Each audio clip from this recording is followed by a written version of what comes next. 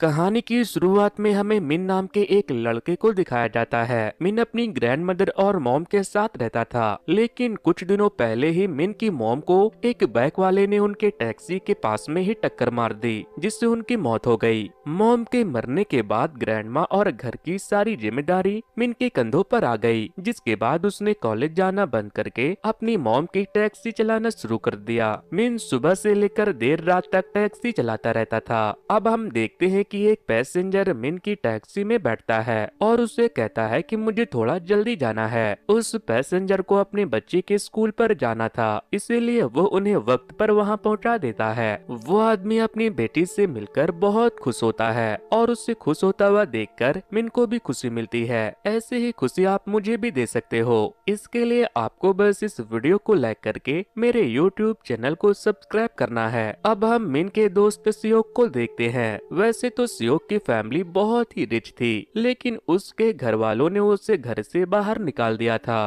ताकि वो अपने दम पर कुछ कर सके। जिसके बाद सियोक ने टैक्सी चलाना शुरू कर दिया था और आज उसके अंडर काफी सारी टैक्सी चलती थी। सियोक मिन के साथ एक महंगे इटालियन स्पीकर को लेने के लिए जा रहा था, लेकिन उनके पहुंचने से पहले ही कुछ चोर उसे लेकर भाग जाते हैं। जिसके बाद मिन उन चोरों का पीछा करता है और फाइनली कुछ पुलिस वालों के साथ मिलकर वो उन्हें पकड़ भी लेता है। वो चोर रात के वक्त ऐसे ही कई चोरियां किया करते थे, इसीलिए ऑफिसर मिन का उसे पकड़वाने के लिए शुक्रिया अदा करते हैं। अगली सुबह मिन ग्रैंडमा और अपने लिए ब्रेकफास्ट बनाकर काम पर जाने के लिए निकल जाता है, लेकिन जब वो अपनी टैक्सी को साफ कर रहा था तो तभी उसे बैक सीट के नीचे से एक फोन मिलता है। मिन को लगता है कि शायद ये फोन उसके किसी पैसेंजर का होगा। वो उसे ऑन करने की कोशिश करता है, लेकिन इससे उसे एक जोर का झटका लगता है। तभी एक आदमी उसके पास आता है और उससे कहता है कि तुमने 3 महीने से अपने घर की EMI नहीं भरी है, इसीलिए अगर अगले महीने तक तुमने अपना होम लोन नहीं चुकाया तो ये घर हम किसी और को बेच देंगे।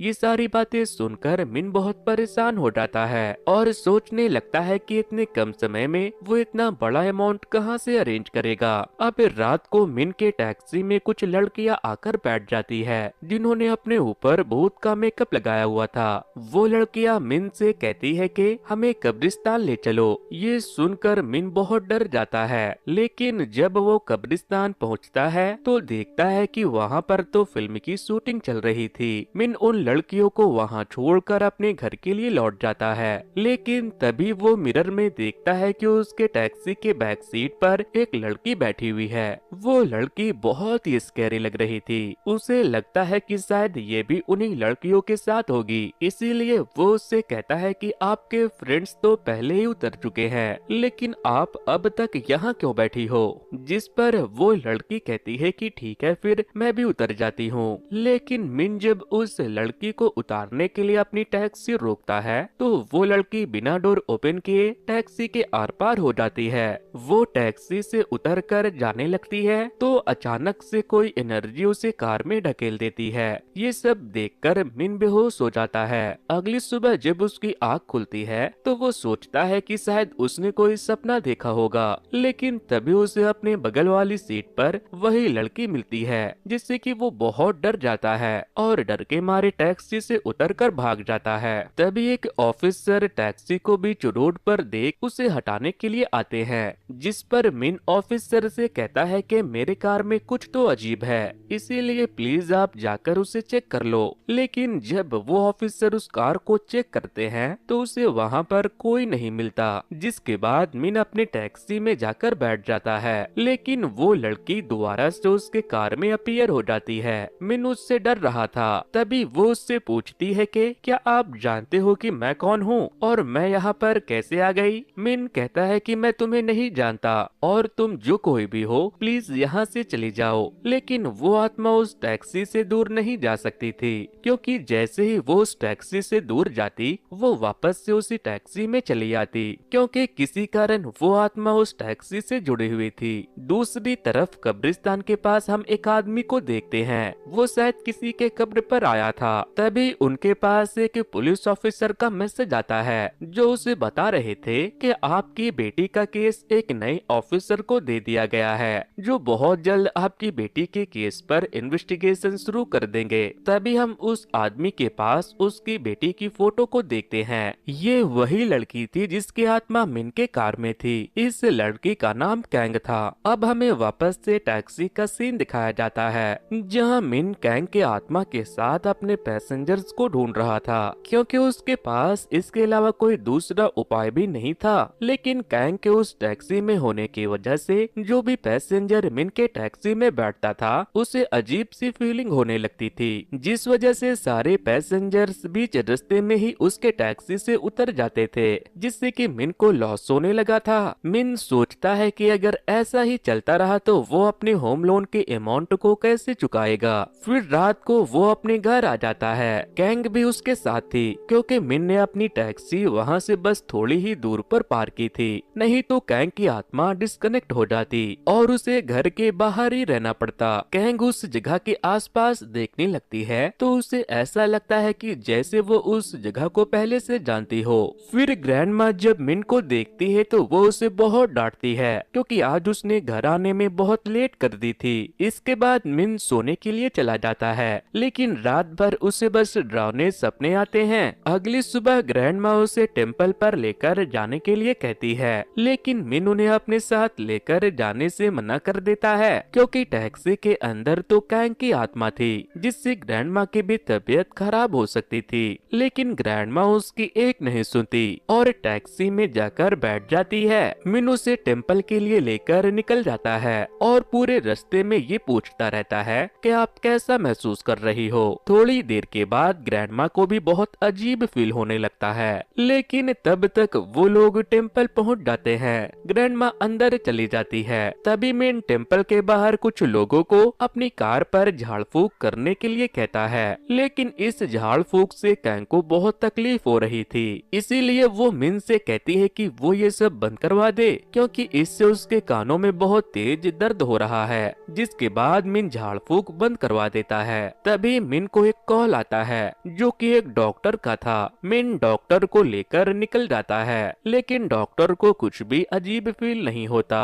जिसके बाद कैंग उससे कहता है कि क्या तुम देख रहे हो कि इससे तो कुछ भी नहीं हो रहा, मतलब कि जो कुछ भी हो रहा था वो मेरी वजह से नहीं हो रहा था। इसके बाद मिन डॉक्टर को लेकर हॉस्पिटल पहुंच जाता है। हॉस्पिटल के बाहर ही एक लड़की को एम्बुलेंस से बाहर लाया जा रहा था। इस सीन को देखकर मिन को कुछ याद आने लगता है, जहां से हमें पता चलता है कि उसी डॉक्टर ने मिन की मॉम को बचाने की कोशिश की थी। इसीलिए मिन डॉक्टर का शुक्रिया अदा करने के लिए उनके लिए कुछ गिफ्ट्स लेकर जाता है। लेकिन उस हॉस्पिटल के अंदर मिन को उसकी फ्रेंड सूरी भी मिल जाती है, जिसके बाद मिन उन दोनों को ही थैंक यू बोलता है। कैंग भी ये सब देख ही रही थी। फिर मिन अपने घर के लिए निकल जाता है, जहाँ पर कैंग उससे रिक्वेस्ट करती है कि आज वो टैक्सी को घर के पास ही पार्क करे, क्योंकि बाहर लाइट्स नहीं रहती तो उसे बहुत डर लगता है। जिस पर मिन कहता है कि भला किसी भूत को अंधेरे से डर कैसे लग सकता है, लेकिन वो उसकी बात मानता है और टैक्सी को अपने घर के पास पार्क कर देता है।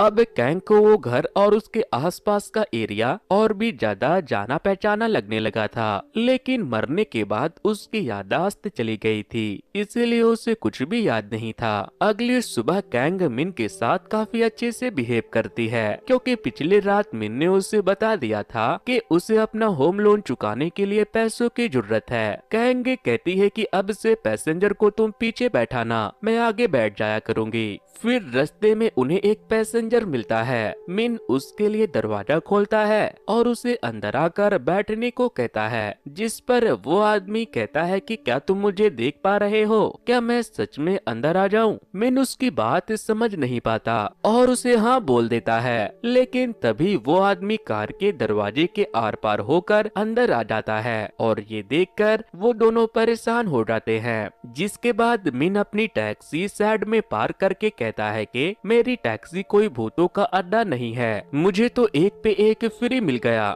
जिसके बाद मिन गुस्से में अपनी टैक्सी को बेचने के लिए चला जाता है ताकि उन भूतों से उसे छुटकारा मिल सके, लेकिन यहाँ पर उसे एक और भूत मिल जाता है और वो मिन से हाथ जोड़कर उसे हेल्प करने के लिए रिक्वेस्ट करने लगता है, क्योंकि उस आदमी की मौत से पहले उसकी बेटी की जान खतरे में थी और वो उसके इलाज के लिए गोल्ड की ज्वेलरी बेचने के लिए जा रहा था। लेकिन रास्ते में ही उसका एक्सीडेंट हो गया। यहाँ पर वो मिन से रिक्वेस्ट करता है कि वो इन गोल्ड को उसकी बेटी को जाकर दे दे। मिन उनकी बातों को मान जाता है और उनकी मदद करने के लिए निकल जाता है। हॉस्पिटल के बाहर वो बच्ची अकेली थी। फिर जैसे उसकी मॉम अंदर से बाहर आती है, वो अपने मॉम से कहती है कि अब आपको मेरे लिए परेशान होने की जरूरत नहीं है। वो बताती है कि डैड के एक दोस्त आए थे और उन्होंने मुझसे कहा कि डैड ने उन्हें मुझे ये देने को कहा था। ये सब देखकर उस बच्ची की माँ बहुत इमोशनल हो जाती है और उन्हें देखकर मिन, कैंग और तीसरा भूत भी इमोशनल हो जाता है। वहीं पर बच्ची के डैड भी खड़े थे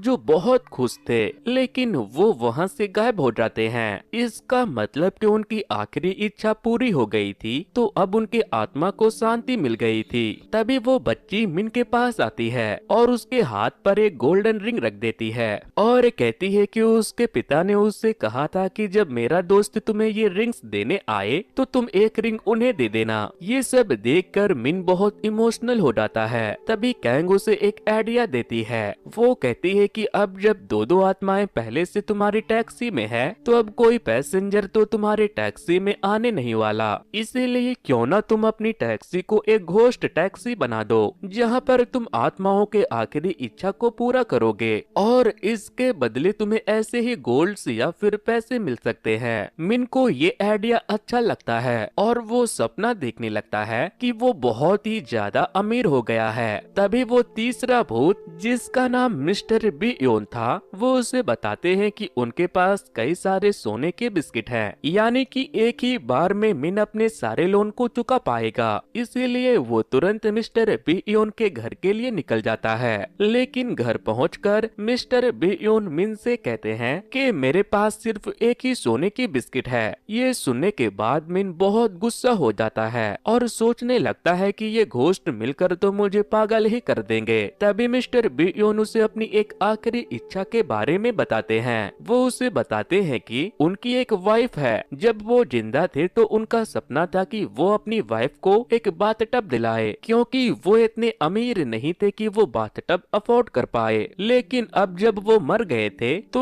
वो अपनी वाइफ को ये गिफ्ट देना चाहते थे। मतलब के गोल्ड बार बेचकर अब मिन को बाथटब लेना पड़ेगा और इसके बाद जो पैसे बचेंगे सिर्फ वही मिन को मिलेगा। मिन बियोन की बातें सुनकर बहुत गुस्सा हो जाता है, क्योंकि वहाँ आने से पहले तो उसने कहा था कि उसके पास ढेर सारे गोल्ड्स के बिस्किट हैं। इसीलिए वो गुस्सा होकर अपने घर के लिए निकल जाता है और मिस्टर बिन वहीं रह जाते हैं। कैंग उसे समझाने की कोशिश करती है कि उसे उनकी मदद करनी चाहिए, लेकिन मिन यहाँ पर बहुत नाराज हो चुका था, इसीलिए वो किसी की कोई बात नहीं सुनता। फिर जब वो घर आकर ग्रैंडमा से बात कर रहा था तो उसे याद आता है कि बचपन में उसकी माँ उसे बाथटब में नहलाती थी। इसीलिए अगले दिन वो कैंग को लेकर मिस्टर बियोन के घर के लिए निकल जाता है। तभी कैंग सोचती है कि भले ही मिन दिन रात पैसा पैसा करता रहता है, लेकिन वो दिल का बहुत अच्छा है। फिर जब वो लोग वहाँ पहुँचते हैं तो बियोन उसे देखकर बहुत खुश होता है। मिन बियोन के घर उसका कजन बनकर गया था। बियोन की वाइफ उसे अपने घर के अंदर बुलाती है। फिर वो मिस्टर बियोन की वाइफ सू को किसी काम में बिजी करके मिस्टर बियोन के छुपाए हुए जगह से जाकर उस गोल्ड बिस्किट को निकाल कर अपने पास रख लेता है। प्लान एकदम सक्सेसफुल था, पर तभी सू को किसी आदमी का कॉल आता है। वो सू से कहता है कि आपके हस्बैंड का कॉम्पनसेशन अमाउंट प्रोसेस हो चुका है, आप उसे ले जा सकती हो। दरअसल मिस्टर बियोन की मौत कंपनी में काम करने के दौरान हुआ था और इसके बदले कंपनी फैमिली को एक बड़ा अमाउंट देने वाली थी। लेकिन जब वो लोग वहाँ पर पहुँचते हैं तो अचानक से मिस्टर बियोन की मॉम वहाँ पर आ जाती है। वो उनकी वाइफ से दुख बांटने लगती है और इसके बाद वो खुद ही मिस्टर बियोन का मेमोरियल भी अरेंज करती है। वहाँ पर उसकी मॉम कीवी रखती है जिससे मिस्टर बियोन को एलर्जी थी, मगर वो कहती है कि ये मेरे बेटे का फेवरेट है। ये सब देखकर मिस्टर बियोन मिन से कहता है कि मेरी मॉम तो मुझे ऑर्फनेज में काफी साल पहले छोड़कर चली गई थी, मगर अब ये वापस कैसे आ गई। बियोन की मॉम सू से पूछती है कि तुम्हारी शादी कैसी थी। सू बताती है कि उन्होंने कभी शादी की ही नहीं थी, बल्कि वो एक दूसरे से प्यार करते थे, इसीलिए साथ में रहते थे और इसी बात का फायदा उठाकर वो लेडी सारा कंपनसेशन अमाउंट क्लेम कर लेती है, क्योंकि ऑफिशियली बीयोन और सू हस्बैंड वाइफ नहीं थे। कंपनसेशन वाला अमाउंट जब मिस्टर बीयोन की मॉम ले लेती है तो मिस्टर बीयोन को एक जोर का झटका लगता है, लेकिन मिन को लगता है कि वो मिस्टर बीयोन की असली माँ नहीं है। बीयोन की माँ तो उसे बचपन में ही छोड़कर चली गई थी, इसीलिए उसे भी पता नहीं था कि उसकी माँ बूढ़ी होकर कैसी दिखती है। इसीलिए मिन उस लेडी का पीछा करके उनके घर पहुंच जाता है। यहाँ पर उसे उनकी एक फोटो मिलती है, पर यहाँ उसे कुछ ज्यादा समझ नहीं आता। इसके बाद वो मिस्टर बीयोन से पूछता है कि क्या ऐसी कोई चीज है जिससे हम ये कंफर्म कर सके कि ये आपकी असली मॉम है। मिस्टर बीयोन बताते हैं कि उनकी मॉम के राइट हैंड पर एक चोट का निशान था। मिन के चेक करने पर उसे इस लेडी के हाथ पर भी सेम वैसा ही निशान मिल जाता है, लेकिन फिर बीयोन की मॉम मिन और सू पर ये इल्जाम लगा देती है कि उन दोनों ने मिलकर उनके बेटे को मार दिया। ये सब सुनकर सू वहीं बेहोश हो जाती है। कैंग को ये सब देखकर बहुत गुस्सा आ रहा था। हॉस्पिटल में डॉक्टर डोजिन उन्हें बताते हैं कि सू तो 3 मंथ्स की प्रेग्नेंट है, इसीलिए उन्हें अपना ख्याल रखना चाहिए। अब ये बात सुनकर मिन को एक आइडिया आता है। वो बीयोन की मॉम का डीएनए टेस्ट करवाता है, लेकिन उनका डीएनए मिस्टर बीयोन के डीएनए से मैच नहीं करता, जिससे ये प्रूफ हो जाता है कि वो उनकी असली माँ नहीं है। इससे पहले कि वो ऑफिसर को बुला पाते, वो दोनों फ्रॉड लोग वहाँ से भाग जाते हैं। इसके बाद जब मिन सू को घर छोड़कर जा रहा था तो वो अपने टैक्सी में देखता है तो कंपनसेशन वाला डॉक्यूमेंट वहीं पड़ा था। वो उसे देने के लिए ऊपर जाता है, लेकिन वहाँ तो दरवाजा बंद था। अंदर वो दोनों फ्रॉड लोग पहले से ही बैठे हुए थे और उन लोगों ने सू को बंदी बना लिया था। वो उससे धमकी देते हैं कि अगर उसने उन्हें पैसे नहीं दिए तो वो उसे जान से मार देंगे। मिन के काफी कोशिश करने के बाद भी वो दरवाजा नहीं खोल पा रहा था और मिस्टर बीयोन अपनी वाइफ को अपनी आंखों के सामने ही मरते हुए देख रहे थे। वो भगवान से प्रे करते हैं और पूरी ताकत से दरवाजे पर मारते हैं। तभी एक चमत्कार होता है और वो दरवाजा खुल जाता है, जिसके बाद मिन अंदर आकर उन दोनों को मारकर पकड़ लेता है। जिसके बाद पुलिस ऑफिसर वहां आकर उन्हें वहां से ले जाते हैं। यहाँ पर जैसे तैसे करके मिस्टर बीयोन की वाइफ की जान बच जाती है। इसके बाद मिन सू को बता देता है कि वो उसके हस्बैंड का कजन नहीं है, वो तो उन्हें जानता भी नहीं था, लेकिन वो उनके आत्मा से मिला। जिसके बाद उन्होंने उससे हेल्प करने को कहा। सू को उसकी बातें बहुत अजीब लगती है, वो हैरानी से उसकी बातों को सुन रही थी। फिर मिन बताता है कि वो आपके पास ही हैं और वो आपको सुन और देख सकते हैं, लेकिन सू को उसके किसी भी बात पर यकीन नहीं था। इसीलिए मिस्टर बीयोन जो बातें कहते हैं वो बातें मिन रिपीट करने लगता है, जिससे अपने हस्बैंड की सारी बातें वो सुन सके। वो कहते हैं कि सू क्या तुम्हें याद है, बचपन में हम दोनों स्कूल के लिए बहुत जल्दी निकलते थे ताकि एक साथ हम आसमान में बने सितारों को देख सके। हम दोनों का इस दुनिया में कोई नहीं था, इसीलिए हमें तारे अपने लगते थे। ये सब बातें सुनकर सू बिल्कुल हैरान हो जाता है। वो कहते हैं कि याद है ना, मैंने कहा था कि अगर हमारा बेबी होता है तो हम उसका नाम स्टार रखेंगे, और मैं तुमसे रिक्वेस्ट करता हूँ कि प्लीज तुम उसका नाम स्टार ही रखना, और अगर मुझे उसकी याद आएगी तो मैं आसमान में उसे देख लिया करूँगा। ये सब सुनकर सू बहुत इमोशनल होकर रोने लगती है। वो इस बात को इमेजिन भी नहीं कर सकती थी कि सच में वो सारी बातें को अपने हस्बैंड से सुन पा रही है। मिस्टर बीयोन कहते हैं कि मुझे माफ कर दो क्योंकि मैं तुम्हें इस दुनिया में अकेले छोड़कर चला गया, और मिस्टर बीयोन एक स्माइल देकर गायब हो जाते हैं, यानी कि उनके आत्मा को मुक्ति मिल गई। इसके बाद मिन और कैंग वहां से अपने घर चले आते हैं। घर पहुंचकर हमें पता चलता है कि पुलिस को शक था कि मिन के मॉम का एक्सीडेंट नहीं बल्कि मर्डर हुआ था, इसीलिए वो अभी भी उस बाइक वाले की तलाश कर रहे थे। और आज पुलिस भी इस केस के सिलसिले में ग्रैंडमा से मिलने के लिए आए थे। ग्रैंडमा पुलिस वाले से बातें कर रही थी, लेकिन इसी दौरान मिन नोटिस करने लगता है कि कैंग के हाथ में जो चीज बंधी हुई है वो उसकी मॉम का हेयर बैंड है। ये देखकर वो काफी हैरान हो जाता है कि उसकी मॉम का हेयर बैंड कैंग के पास कैसे आया। तभी ग्रैंडमा मिन को एक फोटो दिखाते हुए उससे पूछती है कि ये तुम्हारे मॉम वाले फोन पे ये प्यारी सी लड़की कौन है। ये देखकर मिन शॉक हो जाता है कि उसकी मॉम और कैंग एक साथ कैसे हैं। कैंग अपनी फोटो देखकर खुश होती है और कहती है कि वह मैं तो बिल्कुल परी दिखती हूँ। मिन कहता है कि परी नहीं तुम चुड़ैल हो, लेकिन इसके बाद वो बस यही सोचता रहता है कि आखिर कैंग उसकी मॉम को कैसे जानती थी। नेक्स्ट डे मॉर्निंग में ऑफिसर मिन को मिलने के लिए बुलाते हैं और यहाँ पर वो उसी पर शक कर रहे थे कि कहीं उसी ने तो अपनी मॉम को नहीं मार दिया। ऑफिसर की बातों से नाराज होकर मिन चिल्लाने लगता है। अब हमें उसके फ्लैशबैक से एक्सीडेंट वाला सीन दिखाया जाता है। हम देखते हैं कि एक्सीडेंट से तुरंत पहले मिन अपनी मॉम से ही बात कर रहा था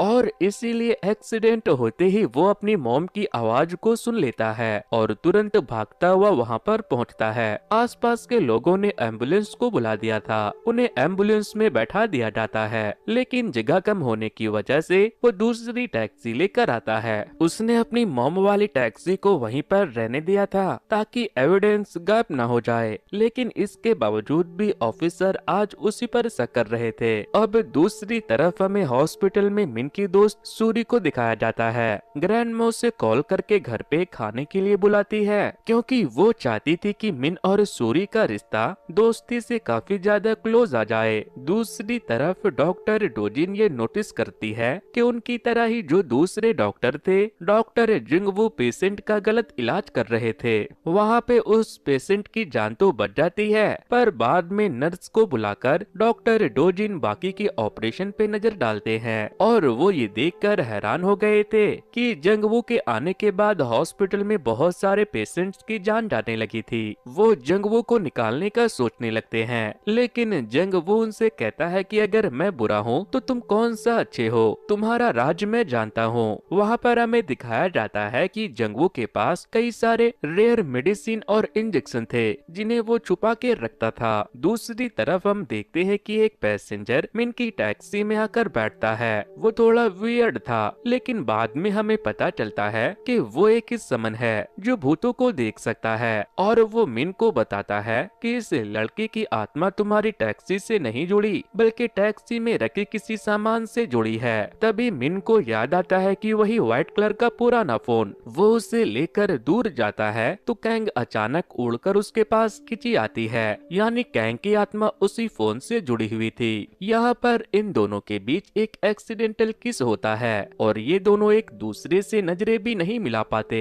बाद में फोन का चार्ज खत्म होने की वजह से कैंग गायब हो जाती है। अब मिन तुरंत घर आकर उस फोन का चार्जर ढूंढने लगता है, लेकिन उस फोन का चार्जिंग पोर्ट काफी डिफरेंट था क्योंकि अब ऐसे पोर्ट वाले चार्जर्स नहीं मिलते। इसीलिए वो डिसाइड करता है कि कल वो मार्केट से नया चार्जर ले आएगा, लेकिन कल वो ग्रैंडमा के साथ शॉपिंग पर चला जाता है। अब कैंग उसके साथ नहीं थी तो उसे सब कुछ एकदम नॉर्मल लग रहा था, लेकिन ग्रैंडमा उस पुराने फोन को देखकर उसे डस्टबिन में फेंक देती है। मिन उसे निकाल नहीं पाता, लेकिन बाद में पूरा दिन उसका बहुत अच्छा जाता है। उसे बहुत सारे पैसेंजर्स मिलते हैं। एक पल को वो सोचने लगता है कि मैं कैंग को भूल जाऊं, और इस बीच कैंग एक दूसरी दुनिया में पहुंच गई थी जहां पे उसकी हालत खराब हो रही थी और अगर जल्दी उसे नहीं बचाया गया तो वो खत्म हो जाएगी। फिर नेक्स्ट सीन में हमें मिन के दोस्त सियोक को दिखाया जाता है। सियोक अपनी टैक्सियों को लीज पर भी देता था, जिसमें से एक टैक्सी उसने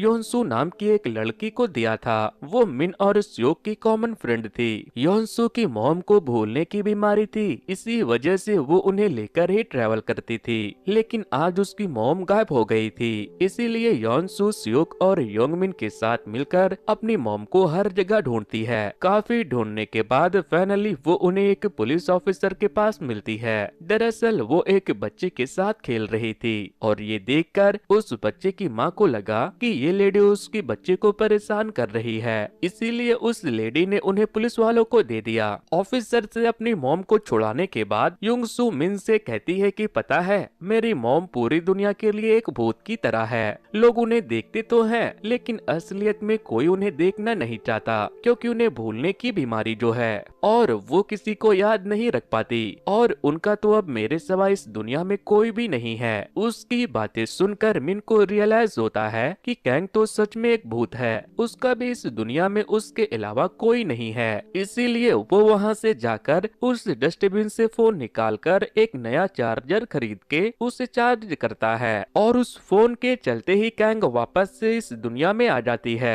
वो आते ही उसके हाथ पर गिर जाती है और वो उससे पूछती है कि तुमने मुझे कैसे बचाया। तो वो कहता है कि 4000 रुपए का चार्जर खरीद के। कैंग उससे कहती है कि तुम्हारे जैसा लालची इंसान जिसे सिर्फ पैसों से मतलब है, वो मेरे लिए इतना पैसा क्यों खर्च करेगा। तुमने तो सच में मेरा दिल जीत लिया। अब वो वापस से उसके साथ टैक्सी में निकल जाती है, लेकिन पैसेंजर्स टैक्सी में बैठने से मना करने लगते हैं और बैंक वाले नोटिफिकेशन भेजकर सौंप देते रहते हैं। तो अब मिन को बहुत बुरा भी लगने लगा था, पर कैंग दोबारा से उसे घोस्ट टैक्सी का आइडिया देती है। दूसरी तरफ हम देखते हैं कि सूरी डोजिन को बहुत पसंद करती थी। वो डोजिन के साथ अपने एक चाइल्ड पेशेंट का फ्यूनरल अटेंड करने जाती है, जिसकी मौत कम समय होने की वजह से हो गई थी। डॉक्टर डोजिन अपने पेशेंट से पर्सनली अटैच रहते थे, उन्हें उनकी सच में बहुत परवाह रहती थी और ये सारी बातें सूरी को बहुत पसंद आती थी। डॉक्टर जुंगवू के किसी बात को लेकर बहुत परेशान हो रहे थे।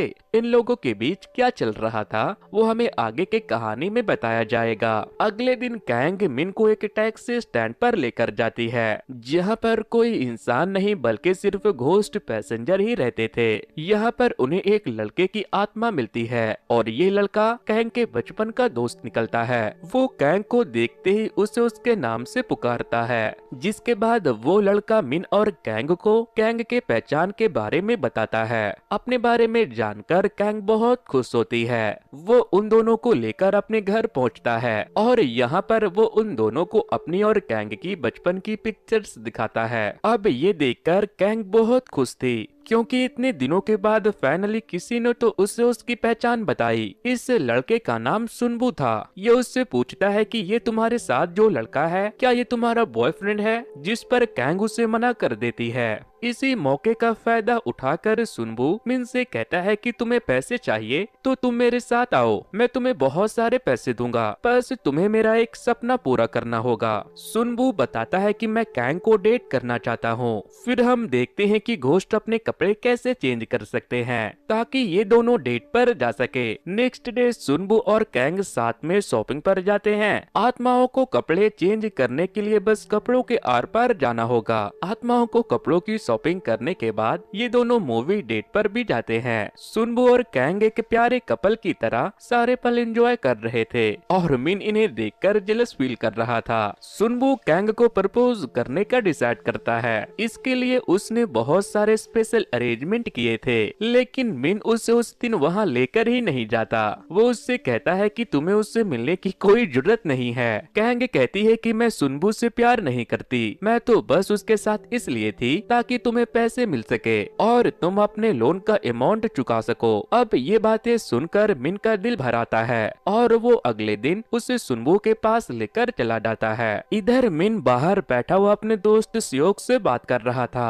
सियोक उससे कहता है कि अगर तुम सच में किसी से प्यार करते हो तो उसे जाकर अपने दिल की बात बता दो। अगर उसने रिजेक्ट कर दिया तब भी ज्यादा से ज्यादा बुरा ही तो लगेगा, पर एटलीस्ट नहीं बताने से तो बेहतर ही होगा। मिन कहता है कि वो लड़की किसी और के साथ है। सियोक कहता है कि तब तो तुम्हें और जल्दी करनी चाहिए। वहीं हम देखते हैं कि सुनबू कैंग को प्रपोज करने जा रहा था, लेकिन अचानक से वो उसे प्रपोज नहीं करता। वो उससे कहता है कि कैंग तुम्हें पता है कि मैंने तुम्हें यहाँ पर क्यों बुलाया। वो कहता है कि इस दुनिया में रहते हुए मुझे आत्माओं की मुक्ति के बारे में कुछ बातें पता चली है। एक आत्मा इस दुनिया से सिर्फ दो तरह से ही जा सकती है, पहला अगर हमारी आखिरी इच्छा पूरी हो जाए तब, और दूसरा जब एक आत्मा को प्यार हो जाए। मैं जब इंसान था तो मैं तुमसे प्यार करना चाहता था और आत्मा बनकर मेरा ये आखिरी सपना फाइनली पूरा हो गया और अब शायद मैं यहाँ से जा पाऊंगा। कैंग उससे कहती है कि मुझे मेरी पहचान बताने के लिए दिल से तुम्हारा शुक्रिया। दिया। वो उससे कहता है कि तुम किसी भी इंसान से प्यार मत कर लेना